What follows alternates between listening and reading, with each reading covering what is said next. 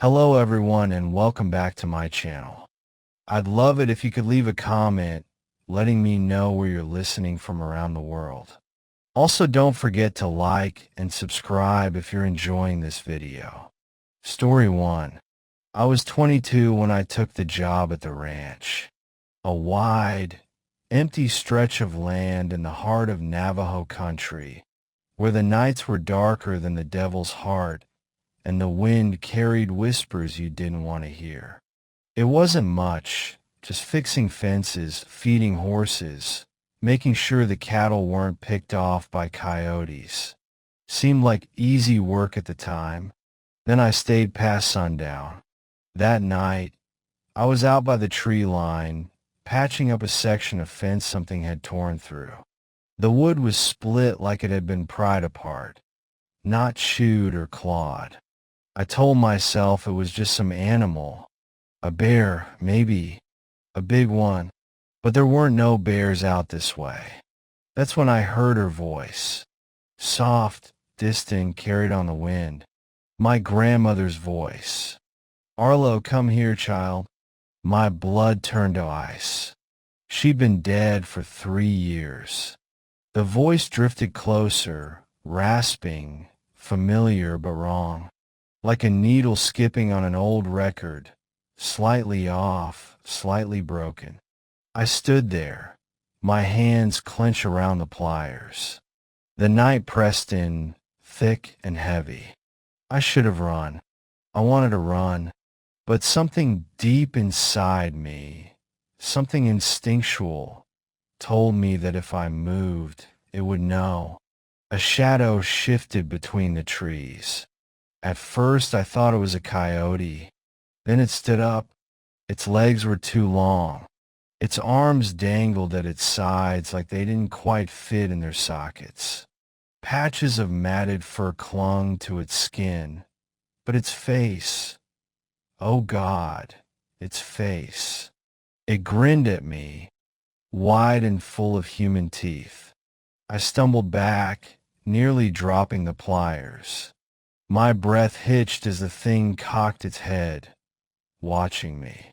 Then in my mother's voice it whispered, "Arlo, come here, son." I ran. My boots pounded against the dry earth, lungs burning, heart slamming against my ribs. The thing behind me laughed, a horrible, garbled sound like a man choking on his own spit. I didn't dare look back. The ranch house was still 100 yards away when I heard it running. Not on four legs, too. Fast. Too fast. The porch light flicked on. My boss, Jackson, stood in the doorway, shotgun in hand. His eyes went wide when he saw me. "Get down," he shouted. I dove, just as the gun went off. The blast lit up the night for half a second. That was long enough for me to see it. The thing recoiled, screeching, a high, sharp sound that made my stomach flip. Jackson fired again, and this time it bolted. It didn't run like an animal. It skittered, its limbs twisting in ways they shouldn't, disappearing into the trees without a sound. I lay there, panting, dirt in my mouth. Jackson hauled me up, eyes dark and serious. "You all right?" I nodded. I wasn't. He shut the door behind us, locked it tight. Neither of us spoke. In the morning, I saw the claw marks on the door. Deep, precise, scraping against the wood like something had tried to dig its way in. But that wasn't the worst part. On the porch, just outside the door, was a pile of deer bones. Not scattered, not messy. Stacked. Perfectly. Jackson saw them and went pale. He turned to me, jaw tight. "You ain't safe here no more, son." I left that afternoon. Never went back. And I never, ever stayed past sundown again. Story 2. I was a nurse at a small reservation clinic in Arizona. A quiet place. The kind of building that smelled like bleach and old bandages, tucked between miles of dust and red rock. At night, the wind howled outside, rattling the windows like bony fingers trying to claw their way in. We were understaffed, as always, and I was the only one on duty when she came. The old woman. I don't know how she got in. One minute the waiting room was empty, just the hum of the vending machine and the flickering glow of an old TV mounted in the corner. The next, she was sitting in one of the plastic chairs, wrapped in a tattered brown shawl. Her presence was sudden, like she'd materialized out of thin air. I didn't hear the door open. Her skin looked thin and dry, stretched too tight over her bones. Her fingers curled inward, tipped with nails yellowed and cracked, like they belonged to something long dead. But it was her eyes that unsettled me the most. Too wide, like she wasn't sure how to blink. She just sat there, watching me. I cleared my throat. "Ma'am, can I help you?" Her lips barely moved when she spoke. "Something's wrong with my skin." Her voice was brittle, like dead leaves scraping against the pavement. I stood, reaching for the clipboard at the desk. "Okay, let's get you checked in. What's your name?" Silence. I looked up. She hadn't moved, but her face seemed different. Her features sharper. Her mouth stretched into something that was almost a grin, but too wide, like her lips had been cut at the corners. I swallowed. "Do you have any ID?" She shook her head, slow and deliberate. That should have been my cue to call security. Nobody shows up at a clinic in the middle of the night with no name, no records, no past. But instead, I did my job. I grabbed a pen, steadied my nerves. "Okay, can you tell me what's wrong?" She stood. Her movements were strange, too fluid, like she wasn't used to moving in a human body. She stepped closer, and that's when I saw it. Her skin shifted under the harsh fluorescent lights, like something was writhing beneath it. I flinched, nearly dropping the clipboard. "Jesus!" Her hand shot out and grabbed my wrist. Her grip was inhumanly strong. "Don't tell them," she whispered. Her breath smelled like something rotten, something that had been left out in the sun too long. My stomach lurched. "Let go of me." She didn't. Instead, she tilted her head too far until her neck made a soft cracking sound. Then she laughed. It wasn't a normal laugh. It was high-pitched, warbling, like a hyena mimicking a woman's voice, like something pretending to be human, but not quite understanding how. The lights flickered. The air turned thick, heavy with the scent of old meat. That was when my body decided for me. Fight or flight. I ripped my arm free and stumbled backward, heart hammering. I didn't think. I didn't breathe. I just ran. The supply closet, the only place with a lock. I slammed the door, twisted the lock so hard I thought it would snap. Silence. Then scraping. Soft at first. Fingernails dragging along the outside of the door. I pressed myself against the shelves, forcing my breathing to slow. The shadows and the narrow crack of light under the door shifted as something moved outside. Then sniffing. Loud. Wet. Hungry. Like an animal hunting. My pulse thundered in my ears. I clamped a hand over my mouth to keep from gasping. The sniffing grew closer. A shadow passed in front of the crack, blocking out the light. Then a single whisper right at the door. Let me in." My stomach dropped. I knew that voice. It was mine. I squeezed my eyes shut, willing it to go away, praying, begging. The scratching stopped. The sniffing faded. Then an alarm blared. The emergency exit. I waited. 5 minutes. 10. Finally, I forced myself to move. I unlocked the door with shaking hands and stepped out. The clinic was empty, except for the smell, a lingering stench of rot and decay. The automatic doors were wide open, the cold night air blowing in. But when I checked the security footage, I felt my blood turn to ice. The doors opened on their own. No one walked out. No one had been there at all. But that wasn't the worst part. In the footage, right before the doors opened, the camera glitched. And for a single, flickering second, there was something standing behind me. Something tall, with a face that wasn't human anymore. Story 3. We weren't supposed to be there that late. Jake and I had been hiking all day in northern Minnesota, way out past the marked trails, just two idiots thinking we were the next big survivalists. We packed light, carried a cheap compass, and figured we'd be fine. But the woods have a way of making fools out of people. The sun was bleeding into the horizon when we realized we were lost. Our phones were useless. No bars, no GPS. Just miles of trees stretching in every direction, their silhouettes black against the fading light. "We should head back the way we came," Jake said. I nodded, but deep down, I knew we were screwed. We'd been walking in circles for hours. The trees all looked the same.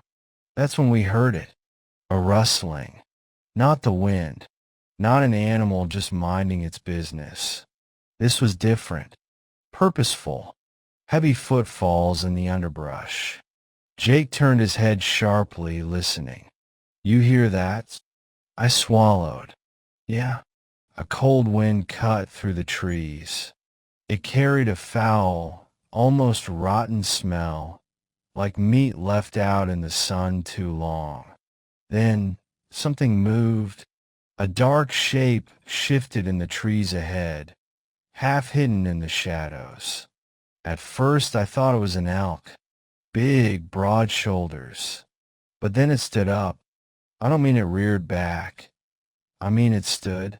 Two long, bony legs straightened beneath it, lifting its gaunt, skeletal frame to a terrifying height.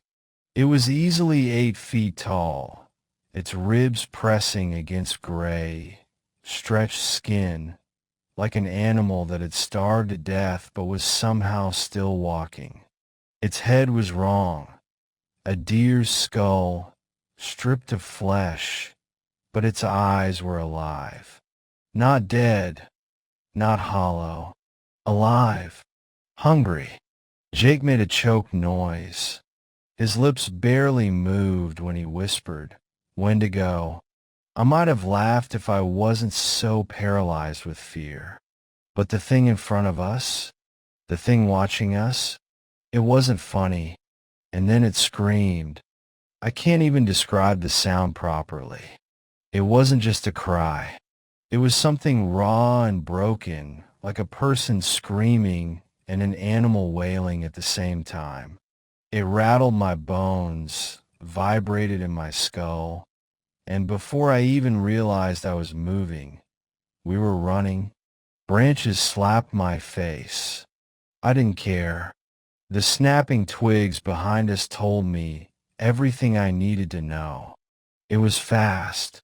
Way too fast for something that big.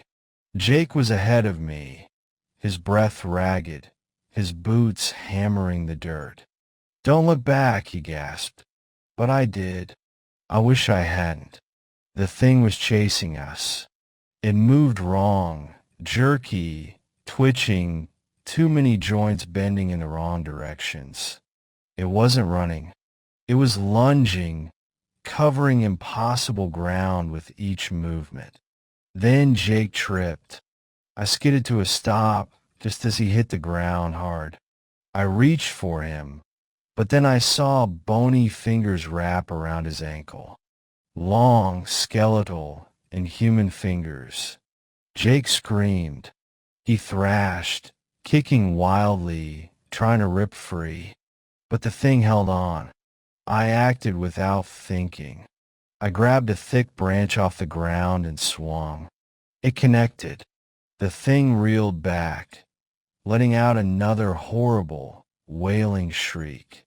Its skin split open where I'd hit it, like it was made of paper-thin leather.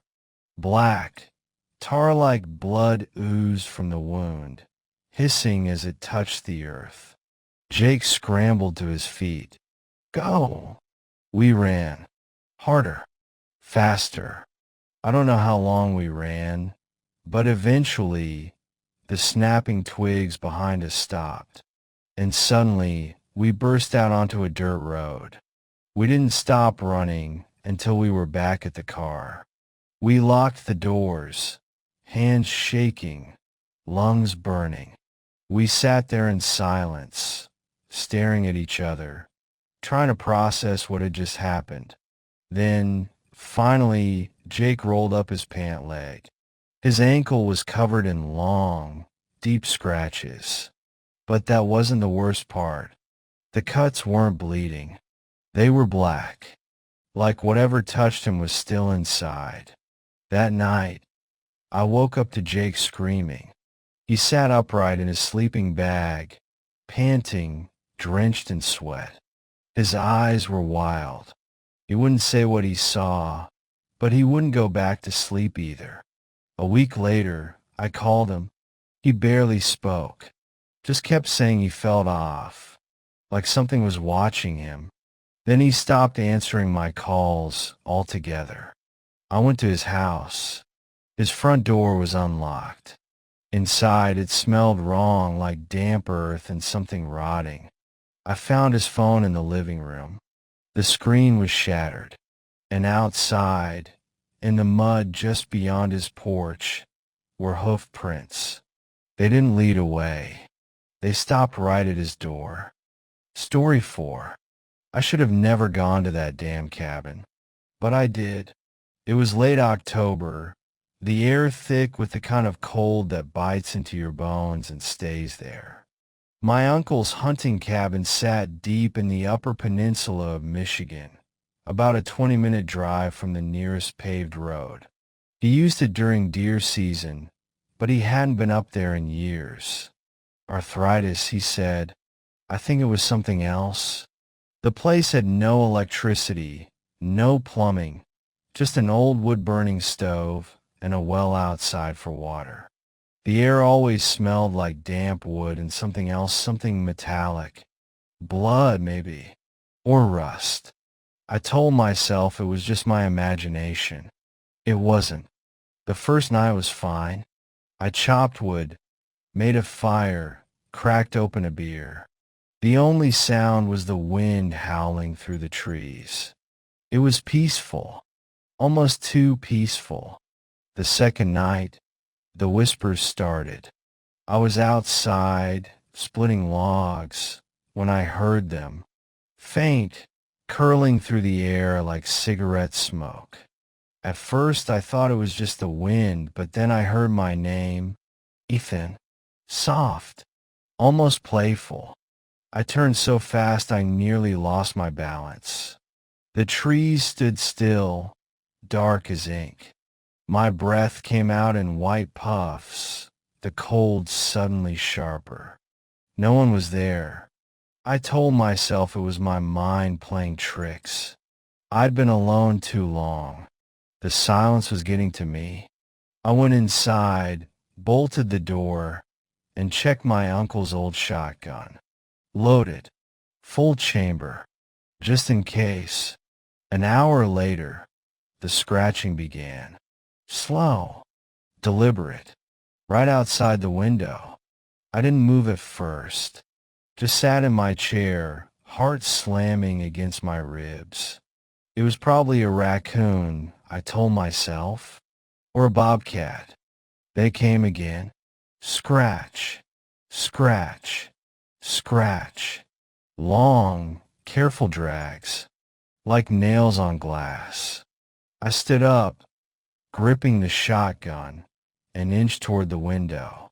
My breath felt heavy, the kind of weight you feel in a dream right before something horrible happens. I reached the window. The candle on the table flickered, and then I looked outside and nearly screamed. A face stared back at me. Not a human face. It was pale, too pale, like dead skin stretched over bone. Its eyes were black voids, no whites, no pupils, just endless darkness. The mouth hung open, unhinged, as if the jaw had been broken. It grinned, and then it spoke, in my voice. "Let me in." I stumbled back, knocking over the chair. My stomach turned to ice. That voice, it wasn't just mimicking me. It was me. The exact tone, the exact cadence. I grabbed the shotgun, heart hammering. The window shattered. Glass exploded inward, raining over the wooden floor. The cold rushed in, but it wasn't just the cold. It was something else, something worse. The thing reached inside. Its arm was impossibly long, stretching like taffy. The fingers were jagged, almost claw-like, the nails black and cracked. The smell hit me then, rotting meat, old blood, something sour and dead. I fired. The shotgun roared. The thing let out a sound, a high-pitched, shrieking wail that didn't belong in this world. It jerked backward, disappearing into the trees, moving too fast, almost gliding. Then silence. I stayed awake all night, shotgun in hand, staring at the broken window, waiting for the thing to come back. It never did. At dawn, I went outside. The ground was covered in frost, but something else caught my eye. Hoof prints. Huge, deep, like they belonged to something massive. But they ended right outside the window. No trail leading in, no trail leading out. I left that day. Told my uncle his cabin wasn't safe. He didn't say much, just nodded, eyes shadowed, like he already knew. Like he'd been waiting for me to figure it out on my own. A month later, he called me. His voice was shaking. Someone or something ripped the door off its hinges last night. I didn't know what to say, but I knew one thing for sure. It's still out there,